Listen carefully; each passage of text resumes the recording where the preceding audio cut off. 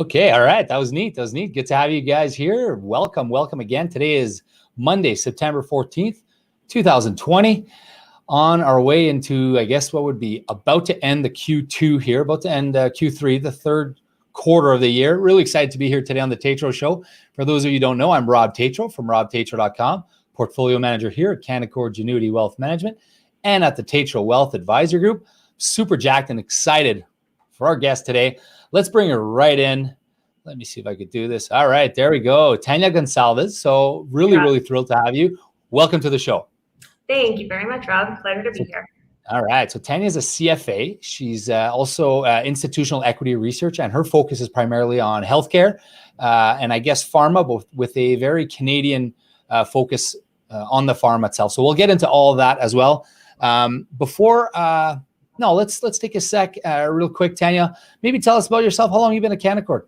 Yeah, I'm relatively new to the team, actually. I think it's actually a year this week. So 1 year here. I started off actually in the healthcare world. So my undergrad's in molecular biology. I was working at Mount Sinai for a bit and just decided I didn't much like the actual research lab-based portion of the work.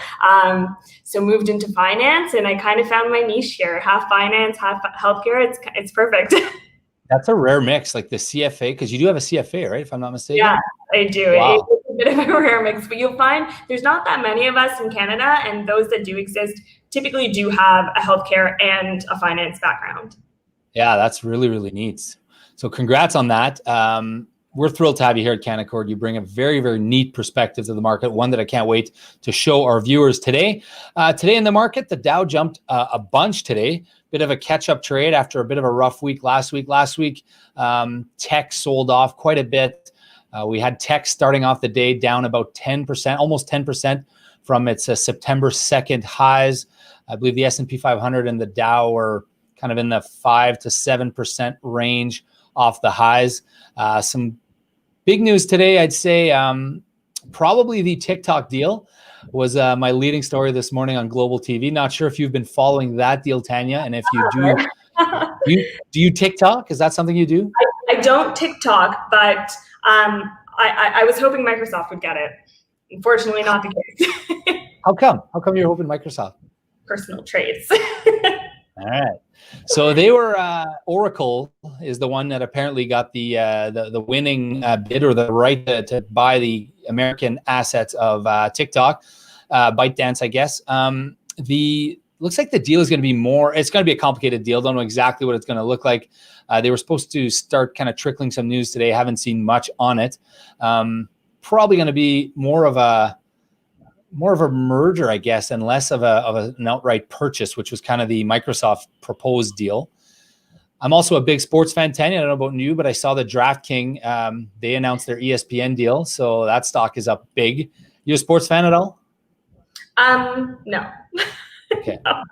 It was NFL Sunday, opening Sunday this past week. The only way I'm participating in any fantasy league if there's some kind of favorites auto picking option. That's the NFL song. Couple other headlines in Canada. There was a front page on BNN referencing that the bank CEOs are warning the feds against the spiraling Canadian debt. Also have the notice that Cineplex is getting dropped from the TSX Composite as they are getting hammered. That stock is beat up, lost a ton of value there. And another note that I saw is Amazon creating 100,000 jobs, both sides of the border. Just a monster number of jobs. They are just going at it 10 million miles an hour. Any comments on any of those stories before we get to your bread and butter? No, I think it's good. I think it's really a stock picker's environment right now, especially with stories like Amazon doing very, very well. Hopefully they can help out some of these REITs and use some of the space that's now vacant as warehousing or whatever else. But it's a good opportunity to place bets in the market. We had your colleague on, Mark. How long ago was he on? Maybe a month or so, a couple months ago, and we talked at length about the conversion and Amazon looking at buying all these shopping malls and these warehouses and converting them into distribution centers. real estate is definitely changing in 2020. It's been a year of for sure upheaval. A couple stories that I saw today on BNN, Pfizer, the CEO spoke. I think he's optimistic that they might, was it Pfizer? That there might be a vaccine before the end of the year. Was it Pfizer or Merck? I saw that headline. Did you see that one? No, I think it was Pfizer. But I digress. All right. So Tania, sorry, go ahead. Am I interrupting you there? You have to be careful about those timelines too. Even if there is an approval of a vaccine, actually getting capacity fully built out and these vaccines shipped to Americans. I know Trudeau was successful at getting an order in for Canadians for vaccines when they do come online, but that'll take a chunk of time too. So to think that we're all going to be vaccinated by the end of the year, anyone who does think that, be wary of that. Like I'd say a safe bet is next summer, next fall, that we're actually out of this COVID environment, potentially. Hopefully in time for the next flu season in 2021. Yeah, it's longer than I think. I think we've had a few epidemiologists on the show. We had a virologist, epidemiologist, and they were all telling us like there's a time that needs, like these things need to go through phase 1, phase 2, phase 3. We need approval, we need distribution. And they were telling our viewers the exact same thing. If you missed that show, go to our YouTube channel and check it out. While I'm pitching my YouTube channel, I should mention that if you're watching this on YouTube, please take a sec to subscribe to our channel. If you're watching on Facebook, share. We'd love to hear your comments. If you have any questions today for Tania, please feel free to send them in. We will see if we can get them into Tania today. We do have her for a little bit of time here. So Tania, you're the analyst at Cover. Tell me what you do actually at Canaccord for our viewers. Tell us what you do. Yeah, so obviously Canaccord, we are a cross-border platform. So I am the Canadian healthcare analyst. We do have a bunch of analysts in the US covering all the US names. In Canada, unfortunately, healthcare is quite a small market. So I get to be a bit of a jack of all trades where I cover everything from the drug developers, biotech companies to service companies. So they can be performing some kind of healthcare service for patients, supplying consumables, supplying medical devices. It's really across the gamut. Okay, perfect. So you've been covering these companies now for about a year, and you just get in about a year ago this week, and all of a sudden you're thrown into the world trying to get a COVID vaccine like a few months into your job. So you're probably sick and tired of talking about COVID, but we will talk about it in a bit. But first of all, maybe tell me about if you can extrapolate a little bit on pharma in Canada and what that looks like, because I mean, we don't have Merck, we don't have Pfizer here, we don't have AstraZeneca and JSK and all those companies. So tell us a bit about the lay of the land in Canada. Yeah. So in Canada, I'd say like the big drug companies that actually sell drugs are probably like your Knight Therapeutics, your HLS, the public ones at least. These are going to be specialty pharma companies. Nice branded there.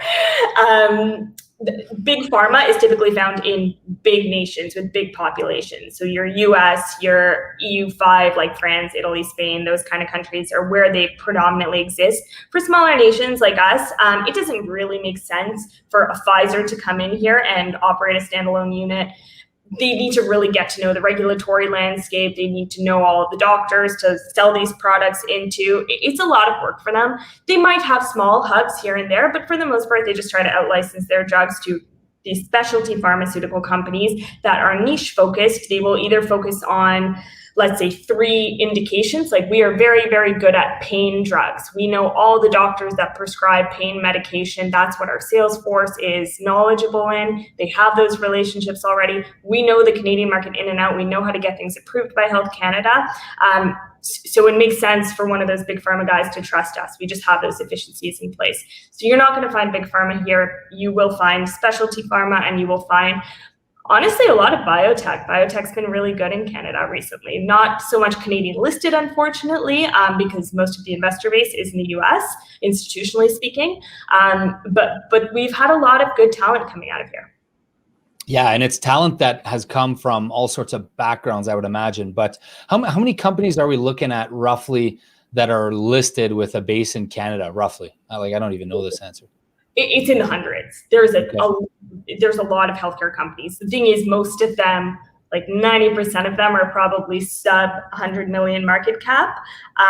They might have been around for decades and have just rebranded themselves a million times. As one drug fails, they come up with another drug, change their name. So the ones you actually want to pay attention to, I'd say there's maybe like 15 to 20 sizable companies you should be paying attention to with real business strategies. Okay, and the ones I imagine a lot of them are listed on the venture exchange or the TSC or one of the non-TSX exchanges. Yep. And the market cap of the larger ones in the industry. So we like, how many billion plus companies would there be that are TS? Like there's not that many, right? On the the biggest Canadian listed, and you might not even classify this as a healthcare company. You could classify this as a consumer company. Is Jameson Wellness, which is 1.5 billion. 1.5. Okay, so that's kind of our ceiling right now in Canada. You've got some really neat information here that I'm gonna, if you don't mind, I'm gonna take you through. But maybe first, before we get through that, let me ask you about COVID.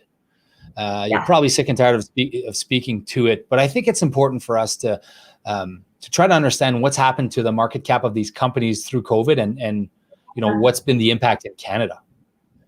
Yeah, there's not a lot of Canadian listed COVID-focused names, if I'm going to be honest. There's a couple antibody/antigen diagnostic detection kit type of names.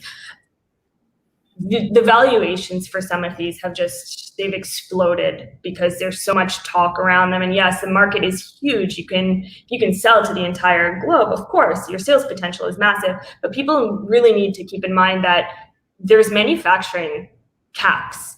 These companies are small. They've maybe never manufactured a product before. To actually find a partner and build up the scale to get these products out, to have the reagents that you need to run these diagnostics, is going to be very, very difficult. So know where those bottlenecks are when you're actually valuing a company. And then on the drug development side, to be honest, there's not a lot of Canadian companies doing it. There's one small CRO antibody discovery company that I believe is working on it. But apart from that, it's mostly the big pharma guys in the US. Okay. And the companies in Canada, the ones that you're talking to that the valuations have exploded, are they profitable or are they still, they're not in the profit stage yet? Zero sales.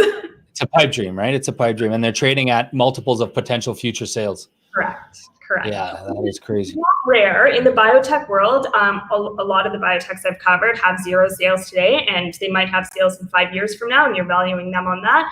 But the prospect there is a little bit like they're actually valued correctly. You're running a real DCF and giving them a 5% share of the market, so something a little bit more reasonable. I think a lot of the names in the US and Canada here, people are just assuming that they're going to take 20% of the global market and not factoring in the fact that there's maybe 20 companies competing for this exact same market, and not all of them are going to have manufacturing built out. It's kind of like cannabis was a couple of years ago, and in my opinion, there was just everybody was getting into it. You got into any name that had weed, cannabis in their name, not realizing that only 5 to 10 of these are actually going to come out the winners.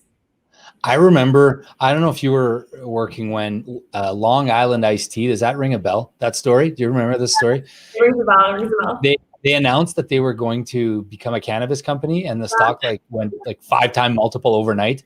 And they didn't have anything. They were just a shell company that was making either the actual iced tea or the booze or the mix or something. I don't remember, but I just remember thinking, oh my God, this is euphoric. This is FOMO. Yeah, this is. And it was the same with blockchain too. Like these things, the new cannabis, the new blockchain is now COVID. If you are working on COVID at all, you're going to get a crazy multiple.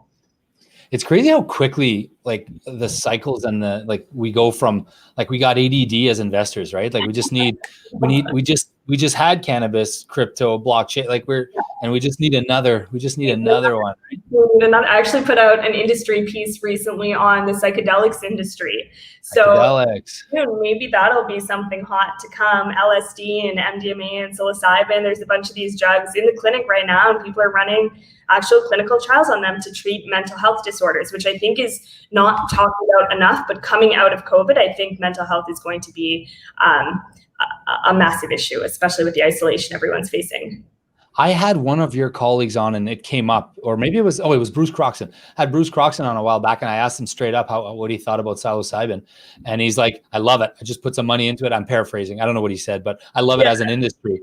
He says, I think there's a future there. And he had just put some of his own money into, so I looked into it. I kind of started doing some research on it. And I guess the whole PTSD and anxiety. And I think that's a whole, what are we doing now for individuals who suffer from that? So if they can come up with something better, who knows? That might be the next. Once COVID is done, maybe that's the next one. Yeah.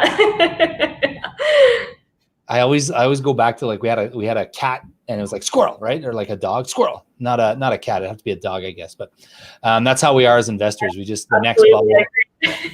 We're all guilty of it. I'm guilty of it too. And the COVID trades themselves. Like the valuations have run up like crazy. Some of the big pharmas have come back down. Any other themes that you're following there with respect to COVID? And I know you're Canadian, so you're not doing big pharma, but anything else that we need to know about with respect to COVID and the stocks you follow or the sectors you follow? Not so much in Canada. There's not a lot. If you're looking at COVID, I would keep your eyes in the US, look at the big pharma names, because if their drugs don't pan out as expected, at least they have a whack of other drugs there to, I guess, limit the downside. Right. It's like buying a diversified portfolio, right? Exactly. They got a ton of drugs, ton of different options to create revenue. So you have this really neat deck. I think it's relatively new. So I'm just going to share my screen here. Tania, a reminder, guys, I'm here with Tania Gonçalves. She's a CFA. She's an analyst here at Canaccord Genuity with a focus on the Canadian healthcare space. I'm Rob Tatro from robtatro.com, portfolio manager here at Canaccord Genuity Wealth Management. If you'd like to schedule a no obligation consultation, please go to www.speaktorob.com.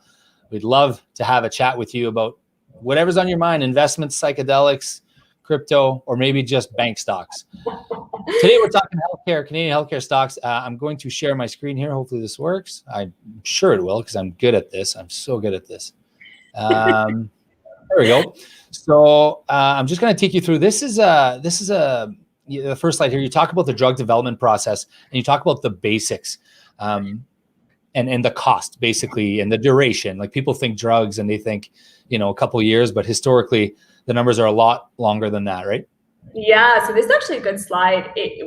Coming off of our COVID discussion, if you think a drug can get through the clinic in a year or two, that is not historically the case. Yes, the FDA is fast tracking some of these vaccines through the clinic, but historically drug development takes around 10 plus years. And costs, my average cost there on the screen, it's based on a big study done by the Tufts Center in 2014. And this is a commonly referenced study for all of us healthcare analysts.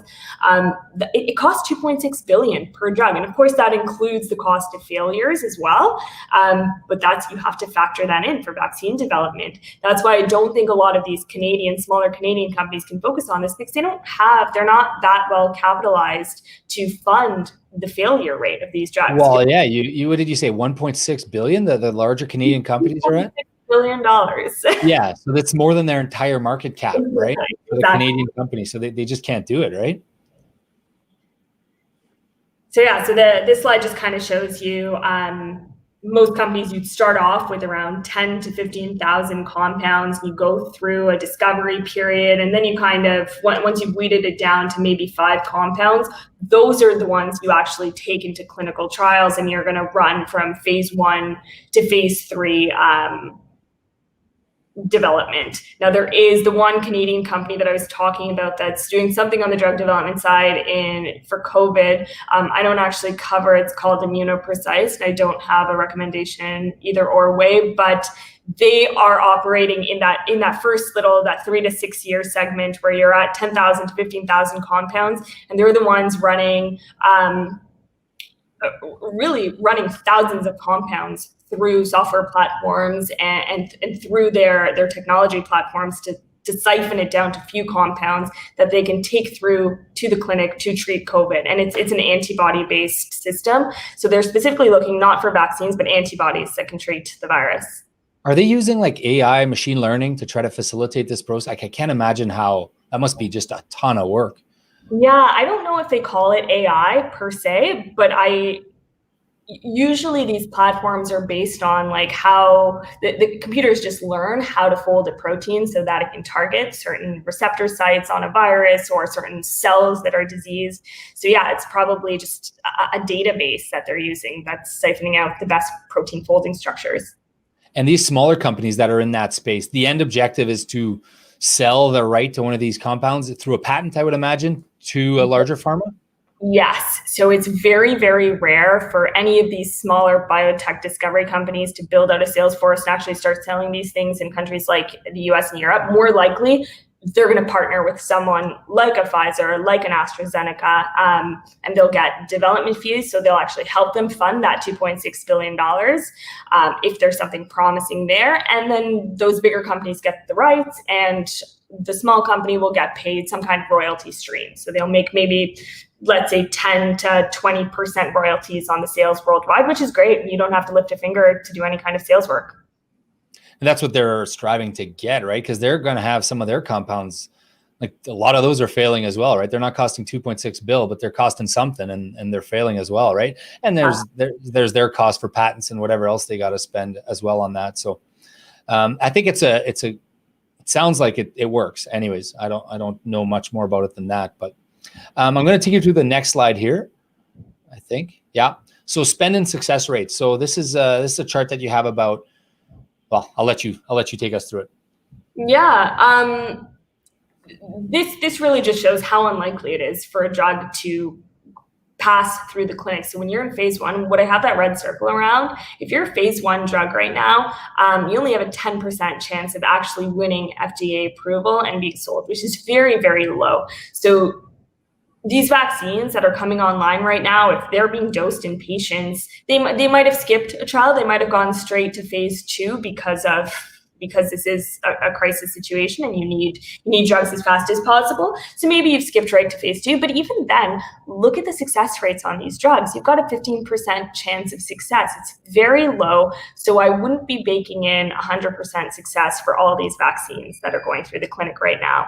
It has, on average, historically taken sometimes decades to find vaccines for diseases, and we still don't have vaccines for certain viruses. So be wary of, for the year end, getting a vaccine. I think it's very aggressive.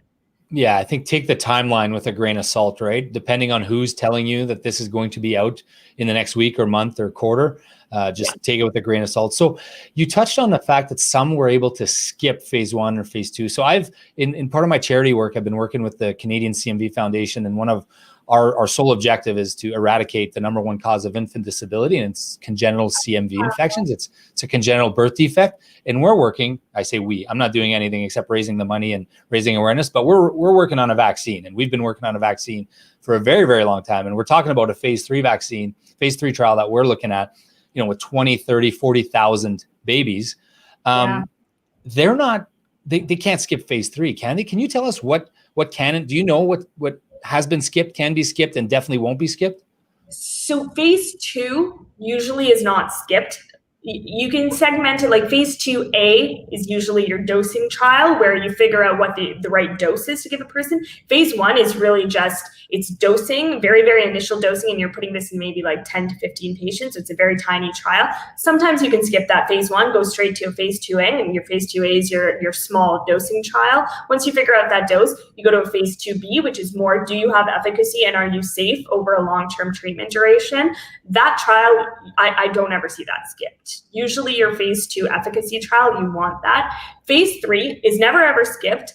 Occasionally, if the need is great enough, so in a situation like COVID, they could perhaps do that on the market. So if they have really clean safety, a really good efficacy profile in your phase 2 trial, there is potential for it to be approved, and you start rolling it out, and whoever the drug developer is has to monitor all the patients as you go once you're already on the market.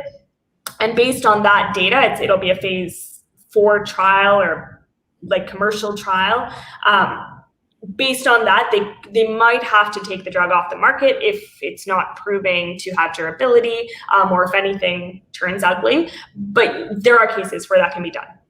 So phase 3, I didn't know that. So phase 3 can actually be done in the market. So obviously there'd be some sort of balancing act there that would be, you know, how many lives are we going to lose if we wait 6 months or 9 months or whatever it is versus if we roll it out now. And Exactly. And you have to have really, really good data in your phase 2 for them to allow you to do it on the market. Talk about efficacy on these things. What are they looking at? And I remember we had our virologist on, and I think they were hoping to get like 60 or 65% on the vaccine. Is that kind of the number that jives with you? That is what I've seen. I'd see 65, anywhere from 65 to 70, I think would be good, in like a very, very strong case. But it really depends. If all of these vaccines come out and they're all only getting 50% efficacy, would you run with that? Yeah, if that's all we have. So I think we have to see some initial data first to know. I remember 10 or 12 years ago, I went to one of these conferences for the charity work, the CMV, and we were convinced that we had this phase 3 vaccine that was going to have proper efficacy. It was going to be rolled out. We were going to cure this thing, and the numbers came in at like just below 50%. So back to the drawing board. That was children it's a much more difficult patient population. You need cleaner safety. You need better efficacy whenever you're looking at children trials. Which makes sense, right? You don't want to start. What would you say to someone who would say, because I've had this asked to me by some people, I'm not taking that vaccine unless I know for sure that it's got all the phases and it's, you know, we're not steamrolling through this. I think that's tough, because to know if it's going to work or not and to actually protect the population, we need enough of us willing to take it. So at the end of the day, I think it's going to be, do we care enough about each other and about humanity and about our economic circumstance where we're willing to take it? And I think they should give it to low-risk patients first. So people like us who are young enough and we're active and we're healthy, if something happens, we'll bounce back. If for some reason it causes COVID in us, it'll be fine. I don't know if you should be giving it to the elderly right away. But I guess that it depends on what kind of vaccine they have and how it's the efficacy that they've observed. And to push that debate. Sorry? No, you go ahead. I am absolutely of the stand that anyone who can take it, who feels healthy enough to take it, should be taking it. That's the only way that we're going to move past this pandemic. Right. And then the debate is, okay, so if we're only going to give this vaccine to the healthy people initially, the younger people, like, why even have the vaccine, right? Like, the idea is we want to give it to my grandma, you know, who's 95 and you know, in the old folks home, she can't leave.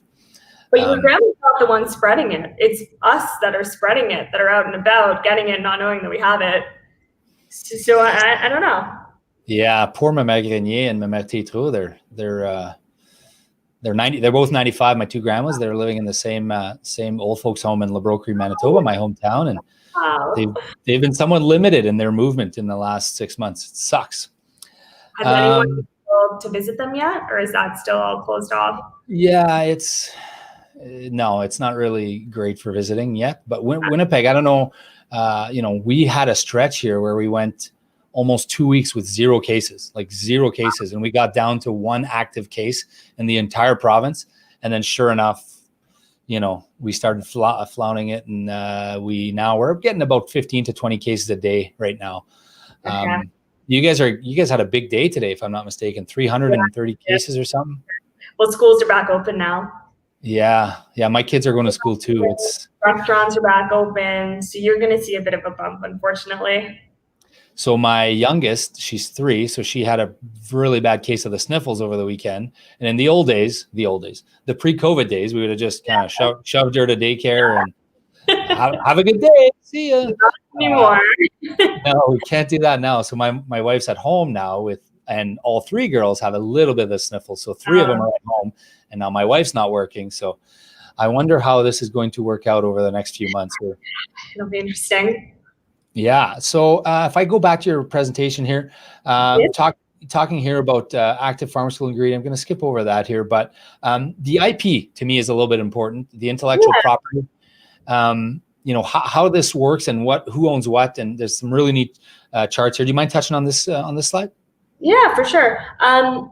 So this just talks about the difference between a patented drug and a generic drug. I use Pfizer's Lipitor as an example here to showcase it's one of the biggest drugs of all time, just to showcase the patent cliff. Usually you get about 20 years of exclusivity if you're a brand new molecule for a brand new indication. And if you filed a successful patent successfully. After that 20-year period, when generics usually come online, they can shave like 90% off of your sales. So it's a massive decline. And a lot of people don't, like there's a lot of rhetoric in the States right now just about how high drug pricing is and how they're gouging patients. A lot of that, remember, these companies were paying $2.6 billion to develop that drug. So you have to actually make your money back for R&D to be warranted and for us to keep getting innovation. That 20 years kind of makes sure that you are paid back and you're able to fund the rest of your R&D pipeline. It's not just about being profitable on that drug. You have to be profitable enough to keep funding the rest of your pipeline to cure more diseases. What's interesting is a lot of the like hydroxychloroquine and remdesivir that they're using right now in the US to treat some of the side effects and help COVID patients recover faster, at least, are all generic molecules. So you're not going to get huge sales out of these ones. They'll be very responsibly priced, which is great because you can get them sent to and used on as many patients as possible. And there's manufacturing already built out and everything.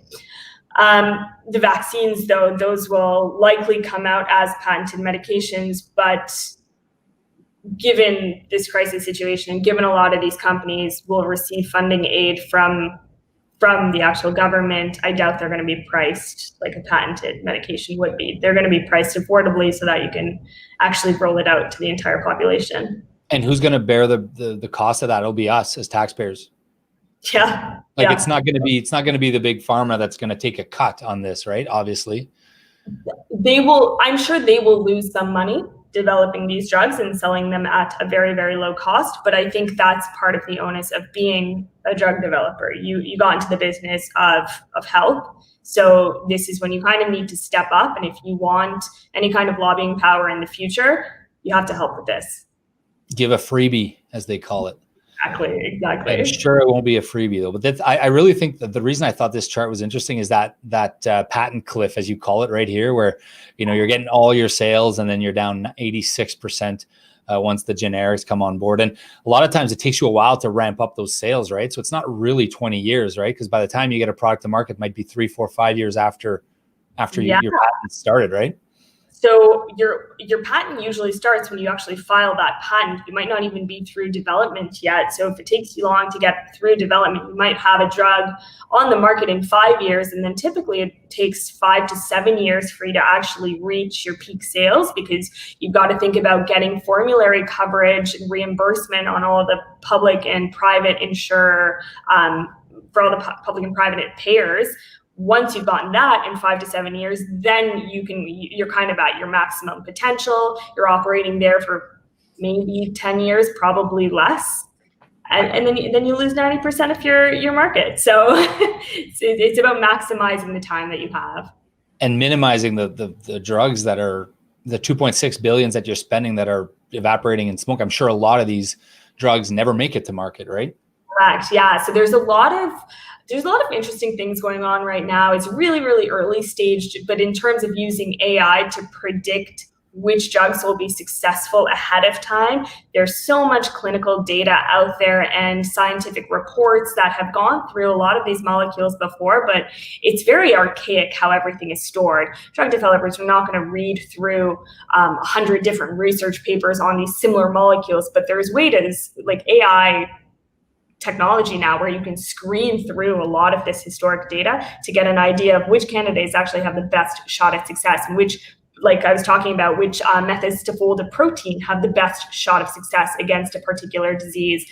So I think it'll really help weed down those 15,000 candidates, hopefully to a more manageable number, and get that spend down. I'm here with Tania Gonsalves, CFA, our analyst on the Canadian healthcare space, on the Tatro Show on, what are we, Monday, September 14th, 2020. If you're watching on YouTube, take a sec to subscribe. If you're watching on Facebook, please do the same. And if you'd like to book an obligation consultation, go to www.speaktorob.com. I kind of just breezed over that. www.speaktorob.com. We got a neat chart here on the U.S. pharmaceutical market. I just really want to show this because $500 billion almost in sales in 2018, 40% of the global market, just mind-blowing numbers. Yeah, and a lot of that's price. So if you actually compare, I want to take you to a different chart actually. If you look at page 8. Yeah.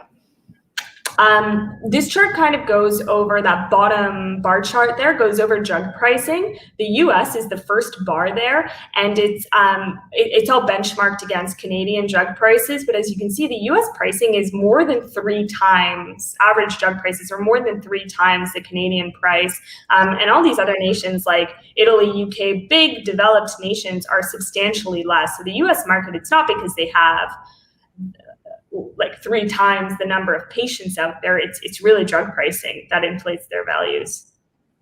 This is unbelievable, this chart. Yeah, it's crazy, eh? But that's the reason that they're able to get that kind of pricing, is because they have, the companies are all mostly domiciled there. They can pay a lot for talent. All the R&D work's being done there. So companies continue to flock to the US, and you continue to charge a lot so that you can continue to funnel this pipeline of new innovative drugs. And these are like, this isn't, third world countries here. You got the 36 OECD countries, right? Yeah. Like these are big countries. Something that's interesting in Canada that's going on actually now.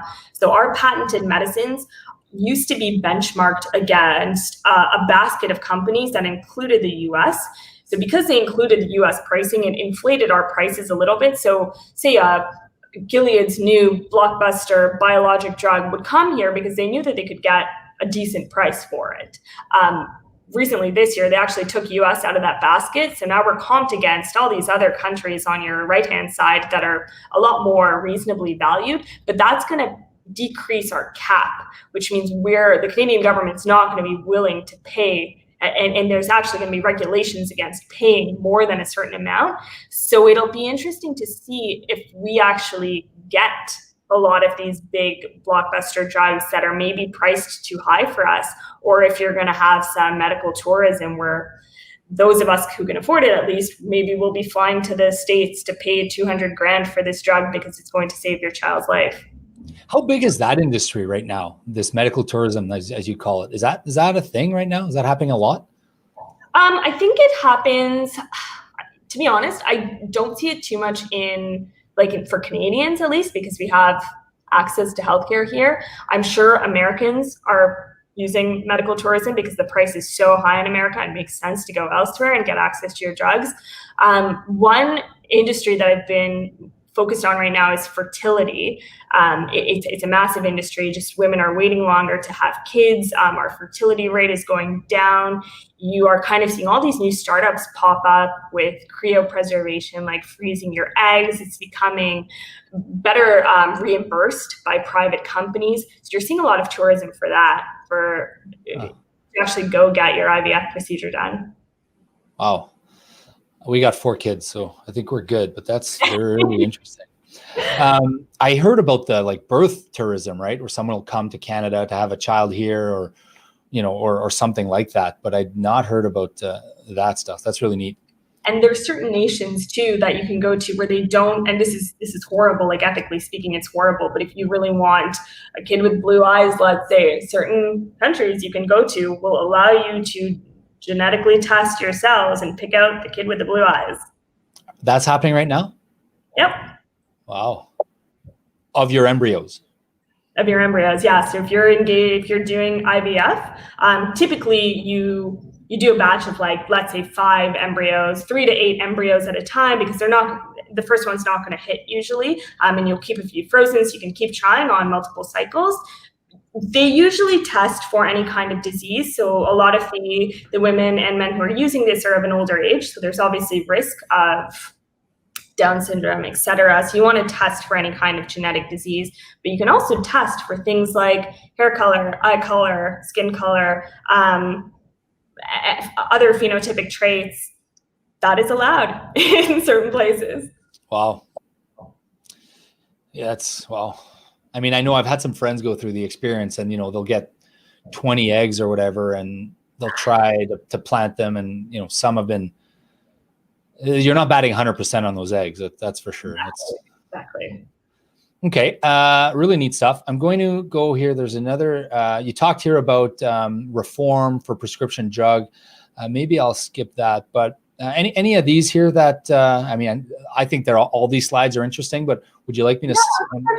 Let's stop on this one right here. So this is talking about drug licensing, which is a very, very huge part of the drug development world. You're not going to see, big pharma is not really in the business other than vaccines, because they can capitalize, like they have the funding to actually do this development. They're not in the business of developing brand new novel treatments that are really either it's for a rare disease or it's something that's never been done before. Usually these are your biotech companies. They're kind of looking at disease from a different angle and doing some really, really early stage research. They're the ones that are going to come up usually with some of the most innovative drugs. And it's the big pharma companies that license these drugs from biotech. So as I said before, when you have these younger, smaller companies, they can fund your phase 1, phase 2, but when you get up to needing 1,000 patient trial, they might not be able to fund that trial. So that's when your big pharma player kind of steps in and says, we'll help you fund that trial, but we want access to this drug. We're going to own the commercial rights in the US and EU, and we're going to pay you a 15% royalty for that. Biotech says that's great. You also get some upfront milestone payments, and that's going to help them continue building out their pipeline. And then on the right-hand side, I list specialty pharma, which is kind of the most common, at least, drug company in Canada, where you're usually not doing any kind of development work. You usually don't have sales globally like a big pharma company would, but they're really very niche-y, just focused on a few regions, just focused on a few therapeutic areas. Like I was giving the example of pain before, and they have that specialty. They know the doctors who are prescribing these medications. They have maybe 20 salespeople covering the entire country. So it's a really low cost method. And as you bulk up your portfolio with more and more of these, for example, pain drugs, selling it on that exact same sales infrastructure without having to add new people, because you're only targeting maybe 400 doctors in the nation, there's really good operating efficiencies there. Super interesting stuff. Put you on a spot for a quick prediction since you're here. When are we going to see the first? You said it earlier, but I'm going to ask you to stick to a date. When are we going to see the first mass scale vaccinations for COVID in Canada? You had said potentially Q2 or Q3 next year. Yes, I'm going to stick with that estimate. With a date, you care to give a date? A date. I'm going to say, let's say before the school year. Before the next. So like August 15th, something like that? Yeah. Okay. Imagine if you're right, then you're going to look like a genius. I'm going to be invited back on the show then, aren't I? There's a chart here about the top selling products. This is kind of any other slides here you'd like me to stop on? If you want to get into valuations, I don't know if your investors talk about that. Page 16, 17? Yeah, 16, 17. So this just kind of showcases so if you are a Canadian investor looking for drug companies in Canada, and you're investing in a specialty pharmaceutical company, this is kind of where they trade. and the margin profile that you get. So most specialty pharma companies get about 30% margins on an EBITDA basis. Growth is quite strong, usually in the double digit of growth. And this S curve I have in the bottom left corner here just shows what we were talking about earlier, that your drug is not profitable and selling at its max potential on day one. When you launch, most drugs follow this kind of S curve where it takes a while there in those initial 2-3 years to get reimbursement, to get the name of the drug actually known, and all the doctors have received a sales call and gotten some samples and been able to try it out and they actually like it. By that time, you're into year 5 to 7, and that's when the drug actually takes off. And then if you skip to the next page, I just kind of, I compare here specialty pharma to big pharma, how the multiples differ. So spec pharma, because it is lower R&D, there's less innovation there. They trade at a slight discount to big pharma companies. And for the most part, big pharma they're bigger. So they're better known, they're more liquid, they're listed on bigger exchanges where more investors have access to it. So you do get a bit of a premium for big pharma. So what's the conclusion on this slide here? On this slide, I think spec pharma is undervalued. I think there is an opportunity as specialty pharma, not just in Canada, but in all nations, continue to consolidate and in-license more drugs. Most of the companies that exist are quite young right now, but as they grow their drug portfolio and grow revenues, those operating efficiencies that I talked about, not needing to grow your sales force as you grow revenue, I think are going to really shine through over the next few years. Oh, that's really interesting.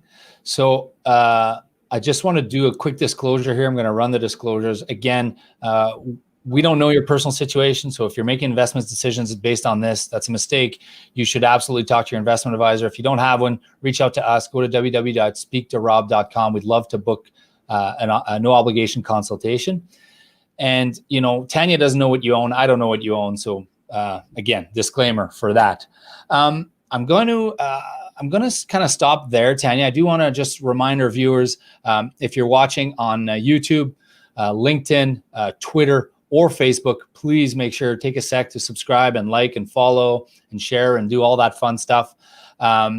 Today, September 14th. Oh, you know what?